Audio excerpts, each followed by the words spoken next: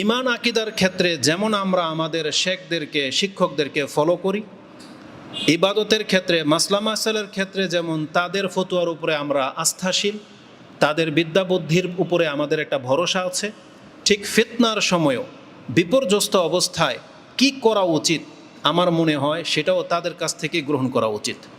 নিজেরা ব্যক্তি পর্যায়ে মন্তব্য না করে আমাদের মতো ছোটোখাটো ব্যক্তিদের মতামতের অপেক্ষায় না থেকে বরং আমাদেরকে আমাদের বিজ্ঞ আলেমদের ফতোয়ার উপরে, তাদের দৃষ্টিভঙ্গি, তাদের চিন্তা চেতনার উপরে ছেড়ে দেওয়াটা উচিত। আরেকটা বিষয় হলো এই, আল্লাহ সুবহানাহু ওয়া তাআলা হচ্ছেন মালিক। তিনি এই পৃথিবীতে রাসূল প্রেরণ করেছেন এবং রাসূল সাল্লাল্লাহু আলাইহি ওয়াসাল্লামের মাধ্যমে আমাদেরকে শিক্ষা দিয়েছেন। এবং রাসূলুল্লাহ সাল্লাল্লাহু আলাইহি ওয়াসাল্লামের একটা নীতি হলো, তিনি আমাদেরকে শিক্ষা দিয়েছেন যে তোমাদের আমির যে হবে, তোমাদের নেতা যারা হবে, সেটা শিক্ষক হোক, রাষ্ট্রীয় নেতা হোক, তোমরা তাদের আনুগত্য করবে। এক্ষেত্রে এটা শিক্ষা দেওয়া হয় নাই যে তারা যদি ভুল করে তাহলে তাদের কাছ থেকে তোমরা মুখ ফিরিয়ে নেবে, এটা বলা হয়নি। ভুল করুক সঠিক করুক, আমাদেরকে বলা হয়েছে তোমরা তোমাদের বিজ্ঞ আলেমদেরকে ফলো করবে, এটা আমাদেরকে আদেশ করা হয়েছিল।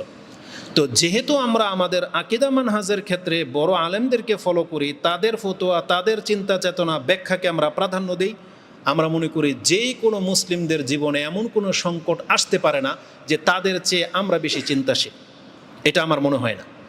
বিশেষ করে যদি কম্পেয়ার করা হয় তাহলে অবশ্যই আমাদের চেয়ে সৌদি আরবের আলেমদের দায় দায়িত্ব বেশি।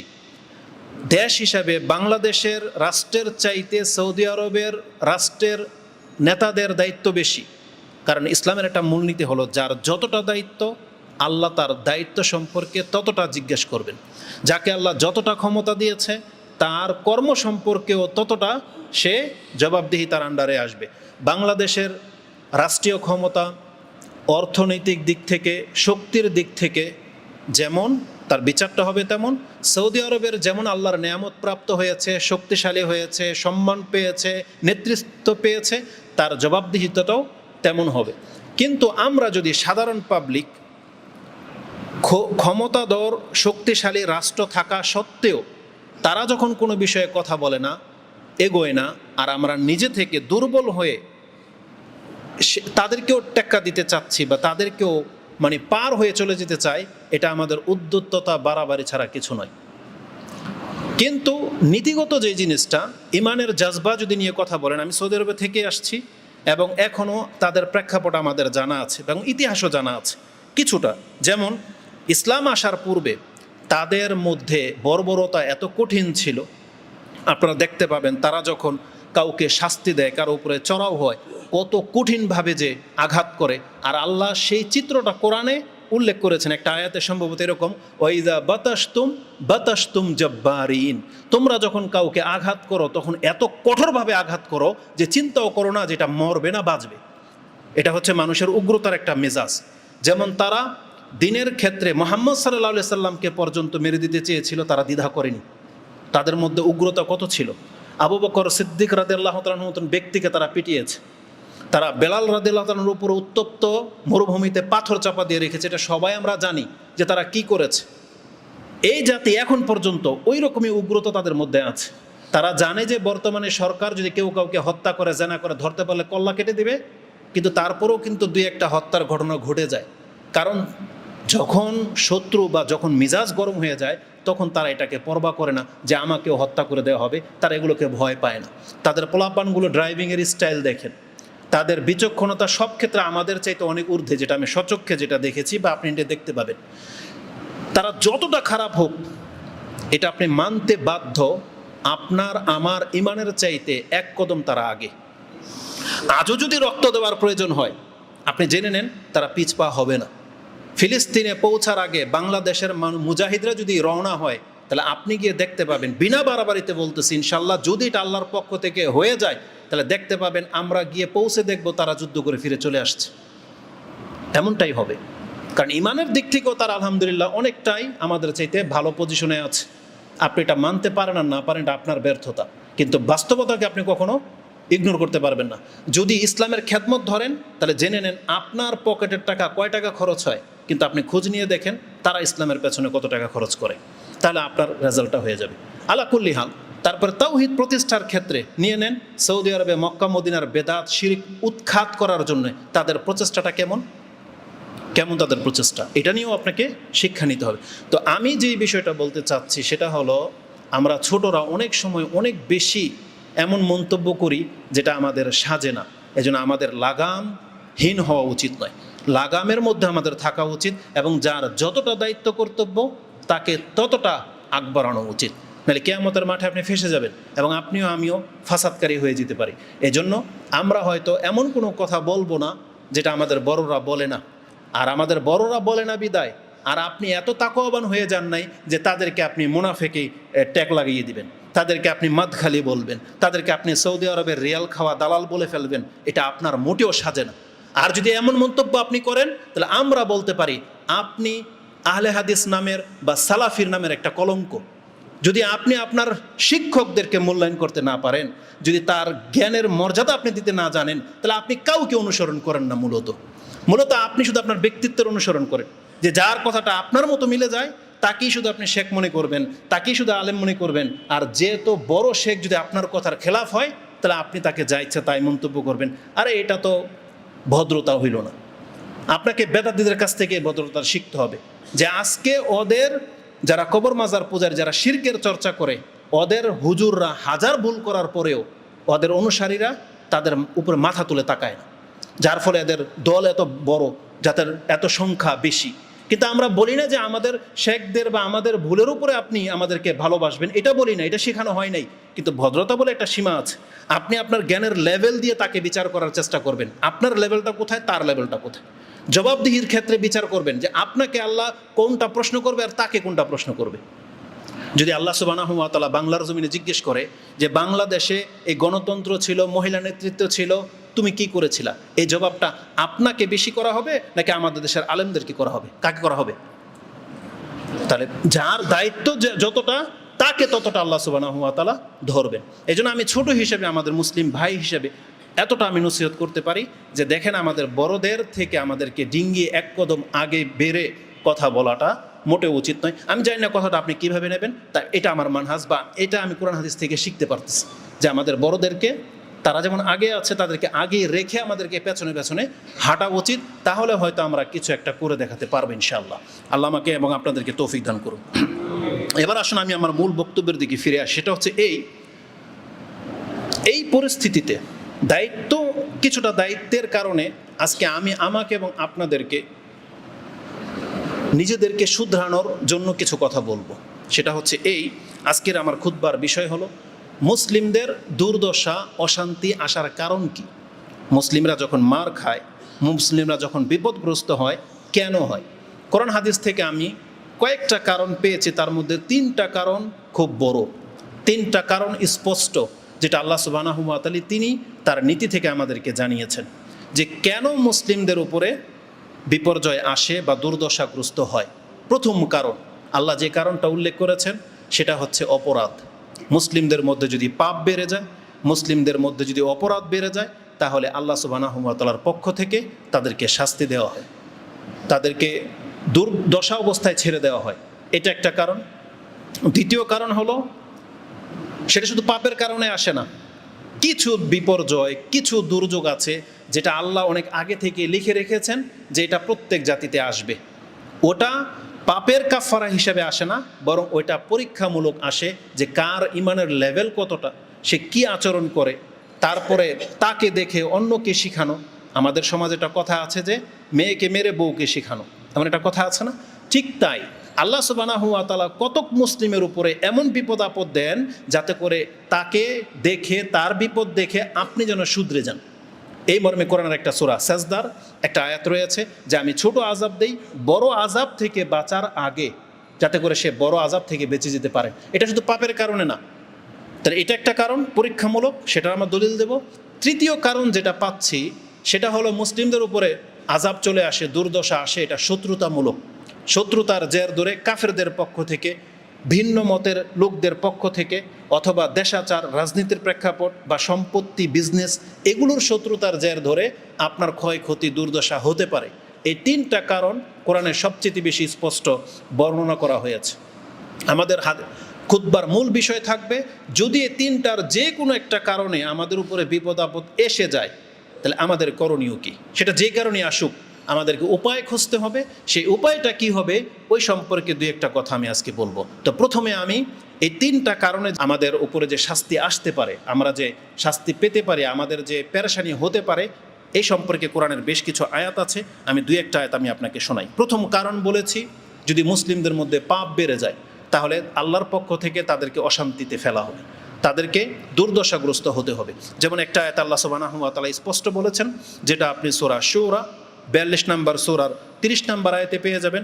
আল্লাহ বলেছেন, ওমা আসাবাকুম মিন মুসিবাতিন বিমা কাসাবাত আইদিকুম ওয়া ইয়াফু আন কাসীর। এখানে আল্লাহ সুবহানাহু ওয়া তাআলা অতিরিক্ত আরেকটা শব্দ বলেছেন। প্রথম বলেছেন যে তোমাদের উপরে যে কোনো মুসিবত আসুক না কেন, জেনে নাও এটা তোমাদের হাতের কামাই। আমি ছোট যেহেতু বললাম, এরকম তো আমাদের দৃষ্টিভঙ্গি যতটুকু তো আমরা শুনতেছি ফিলিস্তিনের ইতিহাস কি হয়েছে, বিনা বাড়াবাড়িতে বলতেছি, আমি জানি না কথাটা আপনি কিভাবে নেবেন। আমার যতটুকু দৃষ্টিভঙ্গি, এই মসজিদের মধ্যে যতগুলো লোক এখানে খুতবা শুনতে আসেন, যদি মাপা হয় আমি দেখতে পাচ্ছি যে এখানে দাড়িওয়ালা সংখ্যা বেশি আছে, আপনাদের মধ্যে দাড়িওয়ালা সংখ্যা বেশি আছে। কিন্তু ফিলিস্তিনের যে ভিডিও চিত্রগুলো আছে না, মায়ের খাচ্ছে যে চিত্রগুলো, সুবহানাল্লাহ, আমি প্রথমে এটা কেন বলে নিতেছি, এটা আমাদের মনের একটা আক্ষেপ, তারপরে বলবো যে আমাদের কি করণীয় উচিত। আপনি ভিডিও ফুটেজগুলো দেখেন, যারাই মার খাচ্ছে অধিকাংশ কি প্রায় 90% মুসলিম, একটারও দাড়ি নেই। দ্বিতীয়ত হচ্ছে টাকনার নিচে প্যান্ট, জিন্সের প্যান্ট, মহিলারা পর্যন্ত ইহুদি নাসারাদের মতো জিন্সের প্যান্ট গেঞ্জি পরা। তাদের চেহারা ঢাকা আপনি যদি 10% দেখাইতে পারেন তখন আপনার বিচার যা হবে তা। 10%ও নেই, বরং এমনও চিত্র তার আগে, এই যুদ্ধ হওয়ার আগে অনেক প্রামাণ্য চিত্র আমি ফিলিস্তিনের দেখেছি, যে যাদের মহিলারা, মুসলিম মহিলা বাইতুল মুকাদ্দাসে নামাজ পড়তে যায় জিন্সের প্যান্ট টাইট পরা, গেঞ্জি পরে, শুধু স্কার্ফ পরে, তাদের কাছে এটা একটা ফ্যাশন হয়ে গেছে। ইহুদিদের সাথে বসবাস করতে করতে ধর্মের ক্ষেত্রে এত বেশি তারা শীতল হয়ে গেছে যে সেখানে সে মুসলিম না, খ্রিস্টান না, ইহুদি না, কি এটা চেনা যায় না। ইল্লা রাহেমা আল্লাহ, আল্লাহ যদি কারো রহম করে থাকে সেই জন্য। তাহলে এত ব্যাপকভাবে যখন কেউ দিন বিমুখ হয়ে যায়, তাহলে তার আল্লাহর পক্ষ থেকে শাস্তি আসাটা এটা আল্লাহ সুবহানাহু ওয়া তাআলার অস্বাভাবিক কিছু নয়। তা আল্লাহ সুবহানাহু ওয়া তাআলা বলেছেন, তোমাদের উপরে যদি কোনো মুসিবত আসে এটা তোমাদের হাতের কামাই। আল্লাহ বলছে তোমার কারণে এটা হয়েছে, তুমি এটা জেনে নাও। তারপর আল্লাহর কতটা দয়া, আল্লাহ কি বলেছেন, ওয়া ইয়াফু আন কাসীর, যদিও আল্লাহ তোমার অনেক অপরাধকে ভ্রুক্ষেপ করেন না, আল্লাহ দেখেন না, তাকান না, ছেড়ে দেন, কিন্তু সব পাপের জন্য যদি আল্লাহ ধরতেন তাহলে এতদিন আমরা এই পৃথিবীতে টিকে থাকতাম না। তার মানে আল্লাহ আমাদেরকে ক্ষমার উপরে ক্ষমা করে যান, কিন্তু মাত্রা অতিরিক্ত কিছু পাপ যদি বেড়ে যায় তখন আল্লাহ কিছু হলে আমাদেরকে টোকা দেন, আমাদেরকে শাস্তি দেন। তাহলে এটা একটা কারণ যে পাপের মাত্রা বেড়ে গেলে শাস্তি আসে। এ সম্পর্কে আরও অনেক কথা আসবে। এখন কেউ যদি বলেন পৃথিবীর ইতিহাসে আদম আলাইহিসসালাম থেকে, নূহ আলাইহিসসালাম থেকে নিয়ে মুহাম্মদ সাল্লাল্লাহু আলাইহি ওয়াসাল্লাম পর্যন্ত আজ অবধি যত কওমের মুসলিমদের উপরে শাস্তি এসেছে, আপনি প্রমাণ করে দিতে পারবেন না যে তারা সবাই পরহেজগার ছিল, প্রমাণ করতে পারবেন না আপনি। বরং আল্লাহ সুবহানাহু ওয়া তাআলা নিজের পক্ষ থেকে তিনি বলতেছেন, যে আয়াতটা আপনি সূরা আল আহকাফ 46 নম্বর সূরার 35 নম্বরে পেয়ে যাবেন। আল্লাহ বলেছেন, ফাহাল ইহুলাকু ইল্লাল কাউমুল ফাসিকুন, আল্লাহ বলতেছেন তুমি বলো তো দেখি, আল্লাহ যদি কোনো শাস্তি দিয়ে থাকেন কোনো জাতিকে, তারা পাপী ছাড়া ভালো লোক ছিল? আল্লাহ বলছেন আল্লাহ কেবল পাপী বিরুদ্ধাচারণকারী লোকদেরকে ছাড়া আল্লাহর কাউকে শাস্তি দেন না, এটা আল্লাহ নিজে বলেছেন। তো এটা ছিল মূল ব্যাপার, যে আল্লাহ সুবহানাহু ওয়া তাআলা আমাদের পাপের কারণে আমাদেরকে শাস্তি দেন। আমি শুধু আজকে সবচেয়ে বড় একটা পাপের কথা বলবো, যেহেতু সময় নেই, 30 মিনিটের মধ্যে আমাকে শেষ করতে হবে। সবচেয়ে বড় পাপ বর্তমানে মুসলিমদের কি? শিরকের চাইতে আমি মনে করি শিরক তো সবচেয়ে বড় পাপ আমাদের, তাই না? শিরকের কাছাকাছিতে চলে গেছে, বা শিরকের মতোই আরেকটা পাপ মুসলিমদেরকে ছেয়ে যাচ্ছে, সেটা হচ্ছে দিন বিমুখতা, দিন পালন না করা, ধর্ম থেকে মুখ ফিরিয়ে নেওয়া, নিজের জীবনটাকে পশু পাখির মতো পরিচালনা করা, নিজের জীবনটাকে কাফের ইহুদি নাসারাদের মতো পরিচালনা করা। এদের সংখ্যা সবচেয়ে বেশি বর্তমানে, কাফের হয়ে যাচ্ছে। আর যদি বলেন যে আমি কাফের না, আমি আল্লাহতে বিশ্বাসী, তাহলে আপনি দিন বিমুখ, আপনি শিরকের চাইতে বড় পাপে লিপ্ত। মানে আপনার জীবনটাই পরিচালনা হয় পশু পাখির মতো। এটা আমার নিজের কথা না, ইমাম বুখারী রাহিমাহুল্লাহ, এই জন্য আমি বলেছি আমি বড়দেরকে ফলো করি। ইমাম বুখারী, মুসলিম, তারা তাদের কিতাবে ফিতনার অধ্যায়, ইমাম বুখারী একটা অধ্যায় কায়েম করেছেন, 92 নম্বর অধ্যায়, কিতাবুল ফিতান, মানে এই পৃথিবীতে বিপর্যয়গুলো কিভাবে আসে, কেন আসে, তার প্রথম হাদিস তিনি যে হাদিসটা উল্লেখ করেছেন যে মুসলিমদের উপরে যে ফিতনা আসবে সেই সবচেয়ে বড় ফিতনা কোনটা, তিনি তার কিতাবের আপনার হাদিস নাম্বারটা হচ্ছে 7048, ইমাম মুসলিমও সেই হাদিসটা তিনি তার কিতাবে উল্লেখ করেছেন, যেটা আপনি 5866-তে পেয়ে যাবেন। ইবনে আবি মুলাইকা তিনি বলেন কালাত আসমা রাদিয়াল্লাহু তাআলা তিনি বলেছেন আন্না নবী সাল্লাল্লাহু আলাইহি ওয়াসাল্লাম কালা আনা আলা হাউদিন ইয়ান্তাজিরু, আমি আমার হাউজের পাশে অপেক্ষমান থাকব, মাই ইয়ারিদু আলাইয়া, যারা আমার হয়ে অতিক্রম করবে তাদেরকে পানি পান করানোর জন্য। রাসূলুল্লাহ বলেছেন আমি আমার হাউজের কাছে অপেক্ষমান থাকবো, আমার উম্মতের যারা আমার সামনে দিয়ে যাবে তাদেরকে আমি পানি পান করানোর জন্য অপেক্ষমান থাকবো। ফিহিম, কিন্তু সেখানে কি করা হবে, ফায়ুখাযু বিনাসিন মিন দুনি, আমার কাছ থেকে কতক ব্যক্তিকে বাধা দিয়ে দেওয়া হবে, আটকে নেওয়া হবে। তখন আমি বলবো উম্মতি, এটা আমার উম্মত, ছেড়ে দেওয়া হোক। তখন রাসূলুল্লাহ সাল্লাল্লাহু আলাইহি সাল্লামকে বলা হবে লা তাদরি, আপনি জানেন না, লা তাদরি মাশাউ আলা কাহকারা, এরা সামনে নয় বরং পিছনে হেঁটেছে। আপনি তাদেরকে যেই জায়গায় দাঁড় করিয়ে দিয়ে এসেছিলেন, যেই শরীয়তের উপরে রেখে আসছিলেন, এরা সামনের দিকে আসেনি বরং ওই শরীয়ত থেকে পেছন দিকে চলে গেছে। কাহকারা বলা হয় আপনি পিঠ প্রদর্শন করে পালানো নয় বরং পেছন দিকে সরে যাওয়া। কিছু কিছু বাচ্চারা দেখবেন বাপ্পার সাথে এমনটা করে, যদি ধরে নামাজে দাঁড় করাই দেন ও কিন্তু উল্টা যাবে না, আস্তে আস্তে সরে যাবে পেছন দিকে, এটাকে কাহকারা বলা হয়। আজকে আমাদের মুসলিম ভাইরা হয়তো বলে না যে আমি ইসলাম মানি না, উল্টা ভাগে না, কিন্তু পেছন দিক থেকে সরে যায়, ইসলামের কোনো কাজে তাকে পাওয়া যাবে না। আজান হয়েছে দেখবেন সে উল্টা খেলার মাঠে রয়ে গেছে। তো এটাকে বলা হয় কাহকারা। রাসূলুল্লাহ সাল্লাল্লাহু আলাইহি ওয়াসাল্লামকে জানানো হয়েছে যেখানে আপনি তাদেরকে রেখে আসছিলেন তারা আগে বাড়েনি, সেখানেও থাকেনি, বরং তা থেকে পেছন দিকে চলে আসছে। এটা ইমাম বুখারী কোট করেছেন। আবার মুসলিমের শব্দ হলো, ইমাম মুসলিম রাহিমাহুল্লাহ যেটা বলেছেন, ওয়াল্লাহি, আমি আল্লাহর কসম করে বলতেছি, মা বারিহু বাদাকা, আপনার মৃত্যুর পরে এরা ক্ষান্ত হয়নি, ইয়ারজিউনা আলা আকাবিহিম, তাদের ধর্ম থেকে দিন থেকে তারা ফিরে যেতে থামেনি। ভাষাটা কি বলেছে, লা ইয়াবরাহু, তারা ক্ষান্ত হয়নি, মানে যাচ্ছে তো যাচ্ছে, তাদেরকে উপদেশ দেওয়া হয়, তাদেরকে ডাকা হয়, কোনো ডাকের কোনো উপদেশে তারা পাত্তা দেয়নি, তারা ওই পেছন ফিরেই যেতে থেকেছে, তারা কোনোদিন আপনার ধর্মের দিকে ফিরে আসেনি। এই লোকগুলো তারা, যাদেরকে আপনি আপনার উম্মত হিসেবে দেখতে পাচ্ছেন, দাবি করলেন, কিন্তু এরা আপনার শরীয়ত থেকে সরে গিয়েছিল। এটি ইমাম বুখারী এবং মুসলিম কোট করেছেন। ইবনে মুলাইকা তিনি যখন এই হাদিস শুনলেন সাথে সাথে তিনি আল্লাহর কাছে আশ্রয় চেয়ে নিলেন। তিনি বলেন, আল্লাহুম্মা ইন্না নাউযু বিকা আন নারজি আলা আকাবিনা আও নুফতিনা আন দীনিনা, যে আল্লাহ আমি তোমার কাছে আশ্রয় চাচ্ছি আমাদের দিন থেকে মুখ ফিরানো থেকে, অথবা আমি দিনের ক্ষেত্রে ফিতনায় পড়া থেকে আল্লাহ তোমার কাছে আশ্রয় চাচ্ছি। এই জন্য যখনই এই ধরনের কোনো কথা শুনবেন সাথে সাথে আপনি আল্লাহর কাছে আশ্রয় চাইবেন, বলবেন আল্লাহ আমি যেন অন্তত দিন থেকে মুখ ফিরানো ব্যক্তিদের অন্তর্ভুক্ত না হই, বলেন আমিন। তো আল্লাহ সুবহানাহু ওয়া তাআলা আমাদেরকে এটা জানিয়েছেন রাসূলের মাধ্যমে যে যারা দিন থেকে মুখ ফিরিয়ে নেবে এটা মুসলিম জাতির সবচেয়ে বড় ফিতনা। আর এই কাজটা যখন ঘটে, ব্যাপকভাবে ঘটে, অধিক মাত্রায় ঘটে, তখনই আল্লাহর শাস্তি আসে। এটা আল্লাহ সুবহানাহু ওয়া তাআলা কোরআনে বলেছেন।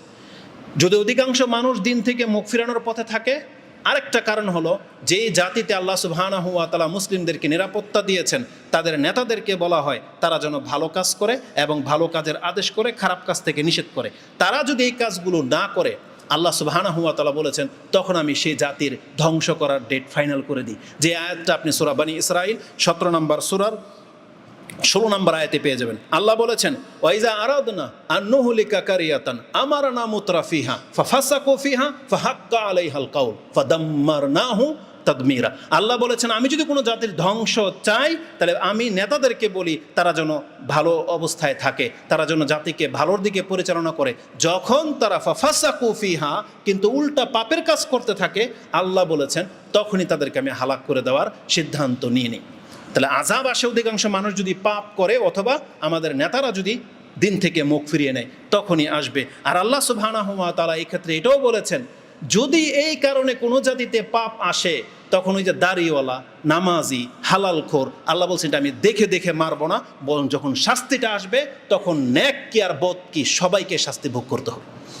এটা হলো আমাদের ভয়ের বিষয়। এই জন্য আল্লাহ সুবহানাহু ওয়া তাআলা সূরা আনফালে 25 নম্বর সূরার 8 নম্বর সূরার 25 নম্বর আয়াতে বলেছেন, ওয়াত্তাকু ফিতনাতান লা তুসিবান্নাল্লাযীনা যালামু মিনকুম খাসসা, তোমরা জেনে নাও, তোমরা যেই পথে হাঁটতেছো, এখন পাপীদেরকে তোমরা বাধা দিচ্ছ না, ভালো কাজের আদেশ করতেছো না, জেনে নাও ওই ফিতনাকে ভয় করো। সেই ফিতনা আসলে শুধু তোমাদের মধ্যে পাপীরাই শাস্তিপ্রাপ্ত হবে না, বরং তোমাদেরকেও কিন্তু ছাড়া হবে না।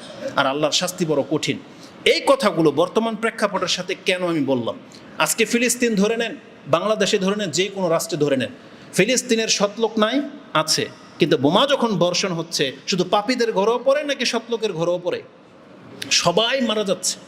আল্লাহর আযাব যখন, ভূমিকম্প যদি বাংলাদেশে আসে, সাথে কি শুধু খালি ওই হালাল টাকার বিল্ডিং এগুলোই কি থেকে যাবে নাকি সব যাবে?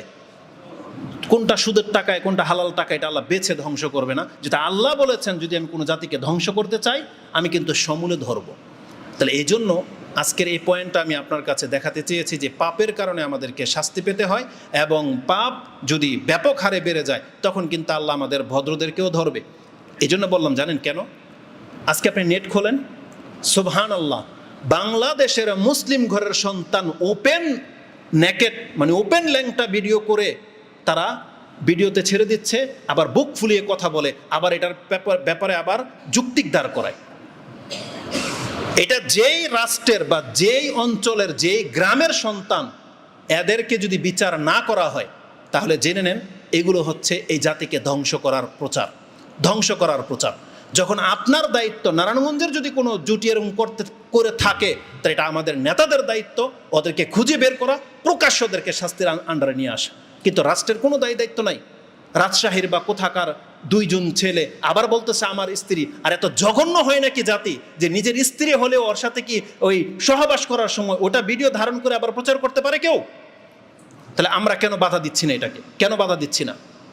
তাহলে এটা যদি আমরা বাধা না দেই, আর যত ক্রাইমগুলো এরকমভাবে বেড়ে যাবে, আমাদের নেতারা যদি চুপ করে থাকে, তাহলে জেনে নেন এই বাংলার বেশি দিন টিকবে না, বেশি দিন টিকবে না। কারণ আল্লাহ সুবহানাহু ওয়া তাআলার নীতি শুধু ফিলিস্তিনের জন্য নয়, আল্লাহ সুবহানাহু ওয়া তাআলার নীতি শুধু মায়ানমার আর ভারতের জন্য নয়, এটা বাংলাদেশের জন্য হতে পারে। আল্লাহ কোরআনে কি বলেছেন? ওয়া ইম মিন কারিয়াতিন ইল্লা নাহনু মুহলিকুহা ক্বাবলা ইয়াউমিল কিয়ামা আও মুআযযিবুহা আযাবান শাদীদা। আমি এমন কোন জনপদ নাই যাদেরকে আমি কিয়ামতের আগে শাস্তি না দেব অথবা কঠিন আযাব দিয়ে পাকড়াও না করব। তাহলে আমরা এর খালি নাই। কিন্তু আমি একটা জিনিস ফিল করে দেখেছি বিভিন্ন জায়গায় ওয়াজ মাহফিলে ঘুরে বা নেট ঘেটে, বাংলাদেশের মুসলিমদের মধ্যে একটা চমৎকার দিক পাওয়া গেছে। সেটা হচ্ছে এই যে সালাফির দাওয়াত, সালাফি মানহাজের দাওয়াত যেটা শুরু হয়েছে, আমার মনে হয় না বাংলার জমিনে যত জায়গায় নতুন নতুন মসজিদ হচ্ছে, মাদ্রাসা হচ্ছে, আমাদেরকে নিয়ে তারা বলে যে বাংলাদেশে কি মসজিদের সংখ্যা কম, আবার নতুন করে মসজিদ বানানোর কেন প্রয়োজন হয়। কিন্তু আমি একটা জিনিস লক্ষ্য করে দেখলাম, যে দাওয়াতের স্রোতটা বাংলাদেশে চালু হয়ে গেছে, সেটা ইন্ডিয়াতে কেউ দেখাতে পারবে না, পাকিস্তানে কেউ দেখাতে পারবে না, অন্য কোনো রাষ্ট্রে দেখাতে পারবে না যে বাংলাদেশের মুসলিমরা যত দ্রুত পরিবর্তনের দিকে আসতেছে। আল্লাহ সুবহানাহু ওয়া তাআলার একটা নীতি হলো, যেই জাতি নিজের পরিবর্তন চায় আল্লাহ তাকে ধ্বংস করবে না। এই জন্য আমাদের এই দাওয়াতকে আগে নিতে হবে, আমাদেরকে দিনের খেদমতে নিজেদেরকে ঝুঁকিয়ে দিতে হবে, যতটা যে পারি আমাদেরকে দাওয়াতি কাজ করতে হবে, একটা মানুষকে হেদায়েত করার জন্য আমাদেরকে চিন্তা করতে হবে। আমরা যদি ভাবে ইসলামের কাজ করতে থাকি, ইনশাআল্লাহ হয়তো আল্লাহ আমাদেরকে আরও কিছুকাল নিরাপত্তার সাথে বাঁচিয়ে রাখবেন। আল্লাহ তুমি আমাদেরকে তৌফিক দান করো। তাহলে আল্লাহ সুবহানাহু ওয়া তাআলার পক্ষ থেকে শাস্তি আযাব আসে, একটা কারণ কি বললাম, সেটা হচ্ছে আমাদের পাপ। এখন উপায় কি একটু পরে বলবো, যে তিনটা কারণ বলেছি। দ্বিতীয় কারণ নিয়ে নেন, হতে পারে কোনো সমাজের মুসলিমরা পাপী না, কিন্তু তারপরও তাদেরকে বিপদ আপদ দিয়ে শাস্তি দিয়ে আল্লাহ সুবহানাহু ওয়া তাআলা মাঝে মাঝে পাকড়াও করেন। কেন করে? আল্লাহ এখানেও বলেছেন, এটা আল্লাহর আরেকটা নীতি হলো, তিনি মুসলিমদেরকে মাঝে মাঝে পরীক্ষা করতে চান। আল্লাহ পরীক্ষা করার জন্য আমাদেরকে অনেক সময় বিপদ আপদ দেন, শত্রু চাপিয়ে দেন, এটা পরীক্ষা করার জন্য যে কার ইমানের লেভেলটা কেমন। আর এই সম্পর্কে স্পষ্ট আয়াত সূরা বাকারার আয়াত, সেটা আপনারা সবাই জানেন, যেটা সূরা বাকারার 155-56 আয়াতগুলোতে রয়েছে। আল্লাহ বলছেন, ওয়ালা নাবলুওয়ান্নাকুম বিশাইইম মিনাল খাউফ ওয়াল জু ওয়া নাকসি মিনাল আমওয়াল ওয়াল আনফুসি ওয়াস সামারাত ওয়া বাশশিরিস সাবিরিন। আল্লাহ বলেছেন, আমি তোমার জানমাল, সম্পদ, সম্মান, ভয় সব দিক থেকে তোমাকে আমি পরীক্ষা করব। তারপর আল্লাহ সুসংবাদ দিয়েছেন, ওয়া বাশশিরিস সাবিরিন। তাহলে এটাই, এই অংশটি একটু পরে বলবো। তাহলে এই আয়াতের মধ্যে আল্লাহ আমাদেরকে জানিয়ে দিয়েছেন, আপনি পাপী না হলেও কিছু বিপদ আপদ এটা চূড়ান্ত হয়ে আছে, এটা আপনার আমার জীবনে আসবেই আসবেই। এটা হচ্ছে পরীক্ষামূলক। এটা একটা আয়াত। আরেকটা আয়াত আরও চমৎকারভাবে আল্লাহ সুবহানাহু ওয়া তাআলা আরও ক্লিয়ার করেছেন, যেটা আপনি পেয়ে যাবেন সূরা হাদিদের মধ্যে। সূরা হাদিদ 20, 21, 22, 23 এই আয়াতগুলো দেখেন। আল্লাহ বলছেন, মা আসাবা মিন মুসিবাতিন ইল্লা মা আসাবা মিন মুসিবাতিন ফিল আরদি ওয়ালা ফি আনফুসিকুম ইল্লা ফি কিতাবিম মিন ক্বাবলি আন নাবরাহা। এই জমিনে বা আকাশে যে কোনো বিপর্যয়ে আসুক না কেন জেনে নাও আমি আল্লাহ সেটা অনেক আগেই লিখে রেখেছি, যেটা আসবেই। কেন? আল্লাহ সুবহানাহু ওয়া তাআলা বলেছেন ইন্না যালিকা আলাল্লাহি ইয়াসির, আর এটা করা আল্লাহর জন্য সহজ। কেন? লিকাইলা তাসাউ আলা মা ফাতাকুম ওয়ালা তাফরাহু বিমা আতাকুম। আল্লাহ বলেছেন তারা তোমাদেরকে অনেক কষ্ট দেবে, বিশেষ করে এই ইন্ডিয়ার হিন্দুরা যে মুসলিমদের উপরে কতভাবে যে টর্চারিং করে, পারলে ওরা বাংলাদেশটাকে খেয়ে ফেলবে, এমন ওদের টার্গেট, যেটা আমরা হয়তো প্রকাশ্যে অনেক সময় বলি না, এটা আমরা সবাই জানে। এবং এই প্ল্যানই করা হচ্ছে, যেমনটা মায়ানমার মুসলিমদের উপরে করা হয়েছে। আল্লাহ বলছেন আজান কাসীরা, তোমাদেরকে অনেক বেশি কষ্ট তারা দেবে। বরং আরেক আয়াতে আল্লাহ সুবহানাহু ওয়া তাআলা বলেছেন শুধু কষ্ট দিয়ে ওরা ক্ষান্ত থাকবে, বরং না, ইয়াসকাফুকুম ইয়াকুনু লাকুম আদাআন, বরং তারা শত্রুতা প্রকাশ করে দেবে। ওয়ায়াবসুতু ইলাইকুম আইদিয়াহুম ওয়া আলসিনাতাহুম বিসসুইন ওয়া ওয়াদ্দু লাউ তাকফুরুন, তারা পারলে তোমাদেরকে হাত দিয়ে গলা চেপে ধরবে, না পারলে মুখ দিয়ে অকথ্য ভাষায় তোমাদেরকে গালাগালি করবে, কষ্ট দেবে, আর পারলে তোমাদেরকে ওরা কাফের বানিয়ে ছেড়ে দেবে। এটা হচ্ছে কাফেরদের টার্গেট। আজকে হিন্দুরা যদি আমাদেরকে মারতে না পারে, কিন্তু আমাদের ঘরের সন্তানদেরকে, নেতাদেরকে মুশরিক কাফের বানিয়ে ছেড়ে দিচ্ছে মূর্তি পূজার মাধ্যমে। কারণ মূর্তি পূজা বাংলাদেশ যখন শুরু হয়, যে ডেকোর করা হয় এই বাঁশগুলো মুসলিমদের ডেকোরেটরের, লাইটিংটা মুসলিম ডেকোরেটরের, প্লেটগুলো, নারিকেল, লাড্ডু, কলা সব এগুলো মুসলিমদের ঘর থেকে, ব্যবসায়ীদের কাছ থেকে যাচ্ছে। আপনি ভাবতেছেন আমার কিছু টাকা লাভ হয়ে যাবে, কিন্তু আপনি জেনে নেন আপনি শয়তানের পূজায় অংশ নিয়েছেন, শয়তানের পূজায়। আমাদের তো আক্ষেপ হয়, বিশেষ করে আমাদের নারায়ণগঞ্জের নেতারা সব ডিস্ট্রিক্টের চাইতে নাকি বেশি প্রভাবশালী, অথচ মুসলিম। কিন্তু দুর্ভাগ্যবশত তাদের নাকের ডগায় পূজার গেট বানানো হবে, প্যান্ডেল বানানো হবে, তাদের কোনো মাথা ব্যথা নাই। আমাদের নেতারা এটাই এখন পর্যন্ত বুঝে নাই যে মূর্তি পূজা হচ্ছে, পুতুল পূজা হচ্ছে শয়তানের পূজা, এটাই বুঝে নাই। অথচ আমাদের পিতা ইব্রাহিম আলাইহিস সালাম, তিনি তার পিতাকে বলেছিলেন ইয়া বাতি লা তাবুদিশ শায়তান, অথচ ইব্রাহিম আলাইহিস সালামের পিতা কি শয়তানের পূজা করতো? পুতুল পূজা করত। সূরা মরিয়মের মধ্যে আল্লাহ সুবহানাহু ওয়া তাআলা বলে দিয়েছেন, তিনি তার পিতাকে বলেছিলেন হে আমার পিতা, আপনি শয়তানের ইবাদত করেন না। তাহলে পুতুল পূজা হচ্ছে শয়তানের পূজা। কোনো মুসলিম যদি মুসলমানত্ব আপনি টিকিয়ে রাখতে চান, কোনো পূজার মণ্ডপের ধারে প্রান্ত আপনি যেতে পারবেন না। আমি এগুলোকে ভেঙে দিতে বলতেছি না, কিন্তু আপনি এতে অংশ নিতে পারবেন না। এই সিজনে আপনি লাড্ডু খেতে পারবেন না। এই সিজনে যদি কোনো মুসলিম ব্যবসায়ী কোনো কাপড় বা কোনো কিছু ডিসকাউন্ট দেয়, আপনি এই উদ্দেশ্যে কিনতে পারবেন না। এগুলোকে আমাদেরকে বয়কট করতে হবে, কারণ এই মুশরিকরা, এই কাফেররা আমাদেরকে কাফের বানিয়ে দিতে চায়। এই তথ্য আল্লাহ আমাদেরকে দিয়েছেন, যে আয়াতটি আপনি সূরা মুমতাহানা 60 নম্বর সূরা 3 নম্বর 2-3 নম্বর আয়াতে পেয়ে যাবেন। তাহলে আমি যেটা দেখাতে চাচ্ছি যে 3 কারণে আমাদের উপরে বিপর্যয় আসতে পারে। প্রথম কারণ হলো আমাদের পাপের মাত্রা বেড়ে গেলে। দ্বিতীয় কারণ হলো যে না, পাপ ছাড়াও আল্লাহ আমাদেরকে কখনো কখনো বিপদ আপদ দিয়ে পরীক্ষা করে ইমানকে বাড়ানোর জন্য। তৃতীয় কারণ হলো কাফেরদের পক্ষ থেকে জুলুম, যে দলিলগুলো আমি আপনার কাছে এখন পেশ করেছি। এবার হলো আমাদের কি এখন করণীয়। যদি কোনো কারণে আল্লাহ পাপের কারণে আমাদেরকে ধরে নেয়, বা আল্লাহর পরীক্ষা যদি চলে আসে, বা কাফের যদি আমাদের উপরে চেপে যায়, তাহলে আমাদের কি করণীয়। এটা হচ্ছে আজকের এই খুতবা থেকে। এটা আমি শুধু আপনাকে যে এমনি বলতেছি তা না, এর মধ্যে ফিলিস্তিন ইস্যুও জড়িত। আর আমাদের বক্তব্য শুধু ফিলিস্তিনকে নিয়ে না, হতে পারে সেটা মায়ানমার, হতে পারে সেটা ইন্ডিয়া, হতে পারে সেটা সৌদি আরব, হতে পারে সেটা বাংলাদেশ। যে কোনো দেশের মুসলিমদেরকে বিপর্যস্ত দেখে আমাদেরকে শিক্ষা নিতে হবে, আমাদেরকে তা থেকে জ্ঞান অর্জন করতে হবে, শিক্ষা নিতে হবে যে আমার সাথে যেন এমনটা না হয়। কারণ আল্লাহ আগে প্রথম বলেছেন কু আনফুসাকুম, তুমি মানে নিজেকে বাঁচাও, ও আলাইকুম নারা, জাহান্নামের আগুন থেকে। এটা সব ক্ষেত্রে, যে কোনো কল্যাণের ক্ষেত্রে আপনি আগে নিজেকে কল্যাণের দিকে ঠেলে দেবেন, এটা আপনার দায়িত্ব। তারপর আপনার পরিবারের কল্যাণের দিকে দেখবেন, তারপরে আপনার মুসলিম জাতি, তারপর বাকি অন্য কিছু। তো এই নীতিতে আমাদেরকে চলতে হবে।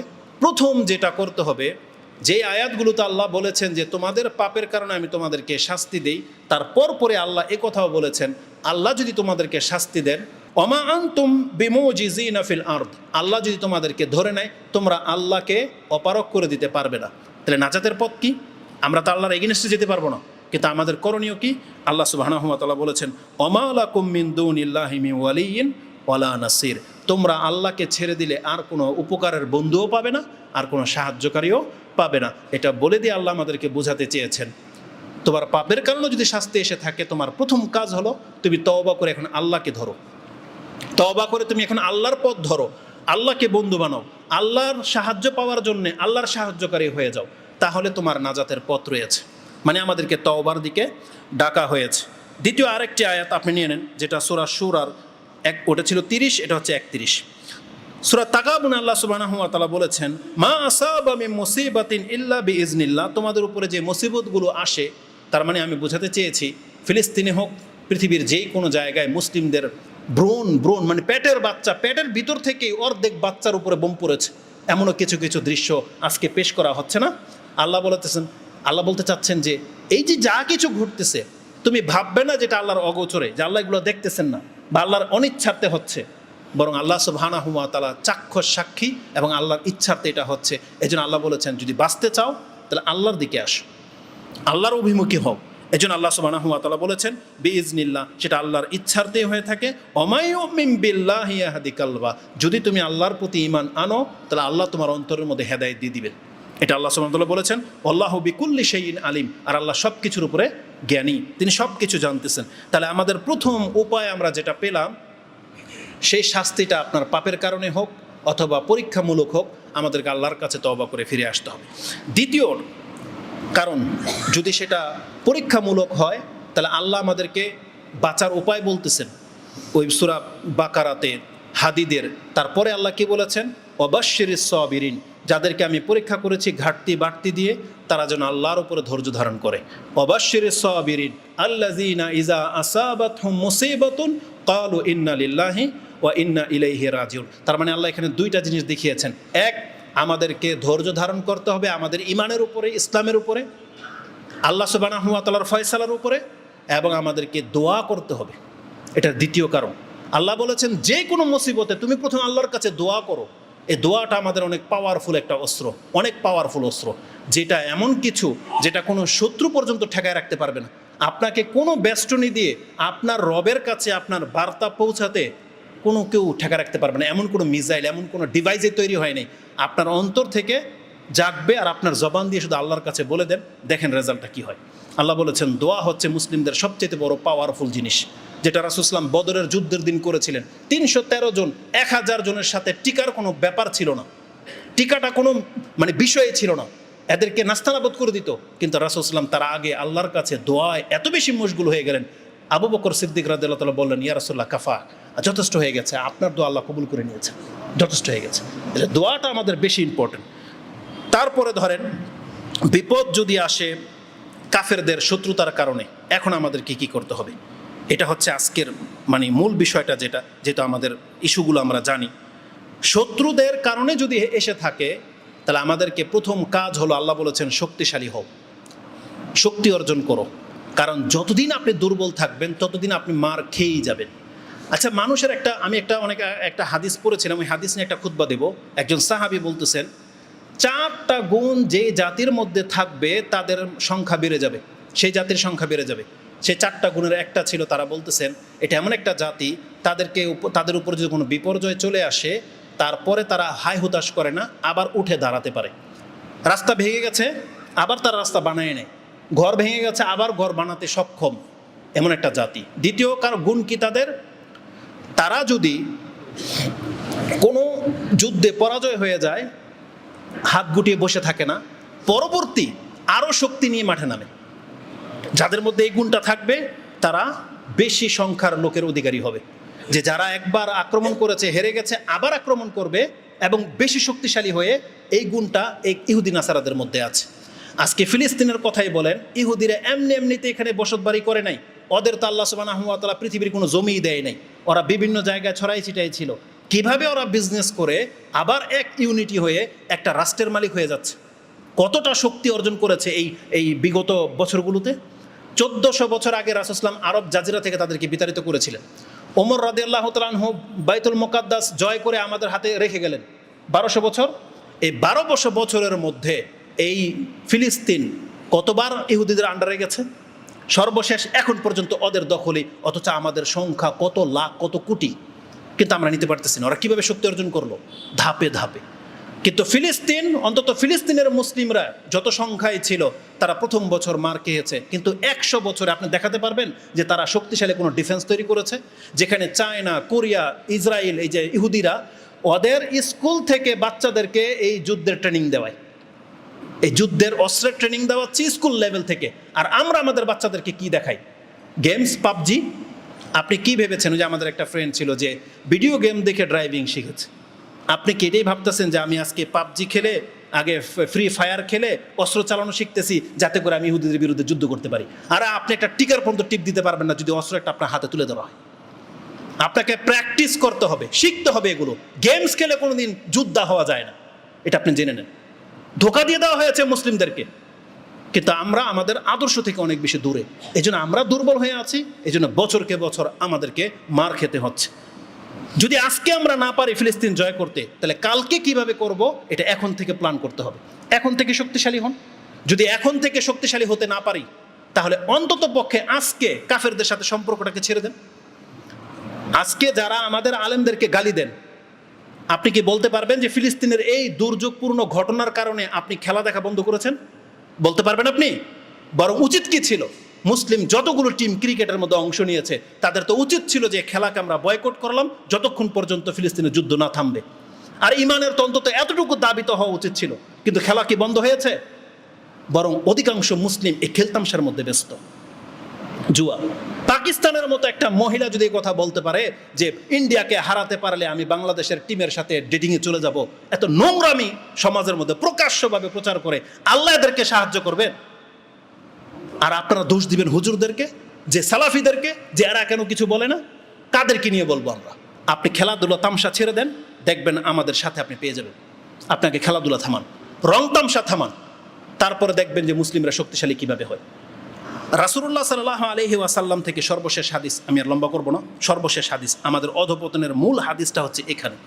রাসূলুল্লাহ সাল্লাল্লাহু আলাইহি ওয়াসাল্লাম বলেছেন যে আমার উম্মতের উপরে এমনভাবে ঝাঁপিয়ে পড়া হবে যেভাবে খাদ্যের প্লেটের মধ্যে ক্ষুধার্ত ব্যক্তিরা ঝাঁপিয়ে পড়ে। রাসূল সাল্লামকে বলা হলো, ইয়া রাসূলুল্লাহ, এটা কেন করা হবে? আমাদের সংখ্যার কমে যাওয়ার কারণে, কম হওয়ার কারণে? রাসূল সাল্লামকে বলা হয়েছে, অমিন কিল্লাতিন নাহানু ইয়াউমাইজিন, সেই দিন কি আমাদের মুসলিমদের সংখ্যা কম থাকবে যার ফলে কাফেররা আমাদেরকে আক্রমণ করবে, মারবে? রাসূল সাল্লাম বলছেন, বাল আনতুম ইয়াউমাইজিন কাসীর, বরং সেই দিন তোমাদের সংখ্যা হবে বিপুল। কিন্তু তোমাদের অবস্থাটা কি হবে? রাসূল সাল্লাম বলেছেন, ওয়ালাকিন্নাকুম গুসাউন কা গুসাইস সাইল, বন্যার ফেনা, সমুদ্রে যখন ঢেউ আসে আর ফেনাতে যেই খড়কুটা ভেসে আসে, তোমাদের অবস্থা হবে এরকম ভেসে আসা খড়কুটার মতো, যেগুলোর কোনো গোড়া থাকবে না, জোর থাকবে না, পানি যেদিকে খুশি সেদিকে ভাসিয়ে নিয়ে যেতে পারে। আজকে মুসলিমদের চরিত্র হয়ে গেছে এমন, ইহুদি নাসারারা যেভাবে চায় আমাদেরকে পরিচালনা করে দিচ্ছে। যে কোনো রীতিনীতি আমরা ইহুদি নাসারাদের কাছ থেকে গ্রহণ করতেছি। রাসূলুল্লাহ সাল্লাল্লাহু আলাইহি ওয়াসাল্লাম তারপরে কি বলেছেন শোনেন, ওয়ালা ইয়ানজাআন্নাল্লাহু মিন সুদুরি আদুইকুম আল মাহাব্বাতা মিনকুম, তোমাদের ব্যাপারে ইহুদি নাসারাদের যে ভয় ছিল, যে মুসলিমদেরকে যে ভয়টা ওরা পেত, আল্লাহ ওদের অন্তর থেকে ভয়টাকে দূর করে দেবেন তোমাদের ভালোবাসার কারণে। তোমরা যখন ইহুদি নাসারাদেরকে ভালোবাসতে লাগবা, তাদের কৃষ্টি কালচার অর্পণ করবা, তাহলে তখন কাফেরদের অন্তরে মুসলিম বলে যে একটা ভয় ছিল, যে আবু বকর, ওমর, ওসমান, তাদেরকে ভেবে মুসলিম কাফেররা যেভাবে ভয় পেত, এই ভয়টা তাদের অন্তর থেকে সরে যাবে। নাহলে একটা হিন্দু কি করে একটা মুসলিমের গায়ে আঘাত করতে পারে? যেই জায়গায় একটা মুসলিম ধমক দিলে ও প্রস্রাব করে দেবে। যে গরুর পূজারী এমন একটা জাতি, ও মুসলিমদের উপরে কিভাবে চড়াও হতে পারে? যে বট গাছকে দেবতা মনে করে, ইঁদুর বাতর পাথরের মাবুদ মনে করে, ও কি করে মুসলিমের উপরে জয়ী হতে পারে? কিন্তু কেন হয়েছে? যখন আমরা তাদেরকে ভালোবাসতে লেগেছি, এই জন্য ওদের অন্তর থেকে ভয় চলে গেছে। একটা খেলোয়াড় এসেছে বাংলাদেশে বা ইন্ডিয়াতে, তার সাথে সেলফি নেওয়া, তার অটোগ্রাফ নেওয়ার জন্য মুসলিমদের লাইন, অথচ এটা কুফফার, যার গেঞ্জি পরে আপনি ঘোরেন, তাহলে আপনার দ্বারা তো মুসলিমরা বিজয়ী হইতে পারে না। আর এই কথাগুলো আমরা বললে বলবেন যে এই সময় কি এগুলো বলার সময়? তো কখন বলার সময়? এই শাস্তিটা তো আমাদের উপরও আসবে, আমাদের উপর আসবে না? রাসূলুল্লাহ সাল্লাল্লাহু আলাইহি সাল্লাম বলেছেন, তোমাদের চরিত্রের কারণে ওদের অন্তর থেকে আল্লাহ ভয় দূর করে দিবেন। আর তোমাদের অবস্থা কি হবে? ফি কুলুবিকুমুল ওয়াহান, আর আল্লাহ তোমাদের অন্তরের মধ্যে ওয়াহান, দুর্বলতা দিয়ে দিবেন। এক সাহাবী বলতেছেন, ইয়া রাসূলুল্লাহ, অমাল ওয়াহান, মুসলিমদের অন্তরে ওয়াহানটা কি, দুর্বলতাটা কি? রাসূল সাল্লাল্লাহু বলেছেন, হুব্বুদ দুনিয়া ও কারাহিয়াতাল মউত, এটা হলো দুনিয়ার ভালোবাসা এবং মৃত্যুকে ভয় পাওয়া। যেই চরিত্রটা ছিল ইহুদিদের, ইহুদিরা মরতে চায় না। আল্লাহ বলেছেন, যদি 1000 বছরও আপনি যদি কাউকে পাওয়াটা পছন্দ করেন, আপনি ইহুদিদেরকে পাবেন। ওরা বছরকে বছর বেঁচে থাকতে চায়, ওরা মরতে চায় না। আর আল্লাহ রাসূল সাল্লাম বলতেছেন, এটা মুসলিমদের চরিত্র যখন এরকম হয়ে যাবে, হব্বুদ দুনিয়া, দুনিয়া অর্জনের পেছনে ছুটে যাবে, আর কারাহিয়াতাল মউত, মৃত্যুকে ভয় পাবে, তখনই ইহুদি নাসারাদের হাতে মার খাবে। এই হাদিসটি ইমাম আবু দাউদ কোট করেছেন, যেটা আপনি 4297 এবং মুসনাদ আহমদের হাদিসটি 22397 নম্বরে পেয়ে যাবেন। আমি আর কথা লম্বা করব না। তো উপায়ের মধ্যে আমরা যেটা পেলাম, আমাদেরকে তওবা করা উচিত, আমাদের চরিত্র চেঞ্জ করা উচিত, আমাদেরকে ইসলামটাকে শক্ত করে ধরা উচিত। যদি মুসলিমদের হয়ে বিজয়ী লাভ করতে চাই, কাফেরদেরকে যদি আমরা হারাতে চাই, তাহলে কাফেরদের পথ অনুসরণ করা বন্ধ করে দিতে হবে, তাদের সাথে সম্পর্ক বন্ধ করে দিতে হবে, এবং মুসলিমকে সাহায্য করতে হবে। কারণ মুসলিম হচ্ছে আমাদের ভাই, মুসলিম হচ্ছে আমাদের ভাই। তারা মার খাবে আর আমরা চেয়ে চেয়ে তামসা দেখবে, এমনটা হতে পারে না। বরং আমাদের মুসলিমদেরকে তার পাশে দাঁড়াতে হবে, সে যেই কোনো কারণে মার খাক না কেন। কিন্তু মুসলিম ভ্রাতৃত্ব হিসাবে আমাদেরকে বলা হয়েছে, তুমি শক্তিশালী করো তোমার ভাইকে, তাকে ছেড়ে দেওয়া যাবে না। এজন্য আমরা ছেড়ে দেওয়ার মতো লোক নই। হতে পারে কোনো কালের জন্য হয়তো ফিলিস্তিন তারা নিয়ে নেবে, কিন্তু আবার তারা এই ফিলিস্তিন তাদেরকে ছাড়তে হবে, এইভাবেই চলবে কিয়ামত পর্যন্ত। আর সর্বশেষ মেসেজ যেটা আমরা আমাদের পক্ষ থেকে দিতে চাই, আপনারা যারা আছেন বা বিধর্মীদেরকে, যদি কেউ এই পৃথিবীতে টিকে থাকতে চায়, তাহলে ইসলামকে টিকিয়ে রাখতে হবে। কারণ আমাদের আল্লাহ রাসূল ইসলামের মাধ্যমে আমাদেরকে যেটা জানিয়ে দিয়েছেন, এই পৃথিবী ততদিন টিকে থাকবে যতদিন ইসলাম টিকে থাকবে। যদি কোনো জাতি ইসলামকে বিতাড়িত করতে চায়, ইসলামকে মিটিয়ে ফেলতে চায়, তাহলে তারা ধ্বংস হয়ে যাবে। কারণ আমরা কি জানি, যেই দিন পৃথিবীতে একজন মুসলিম বাকি থাকবে, ততদিন কিয়ামত হবে না। আজকে তারা মুসলিমদেরকে মেরে দিতে চাচ্ছে, ইসলামকে ধূলিসাৎ করে দিতে চাচ্ছে। বরং ইসলাম মুসলিম টিকে থাকলেই তারা বেঁচে থাকবে।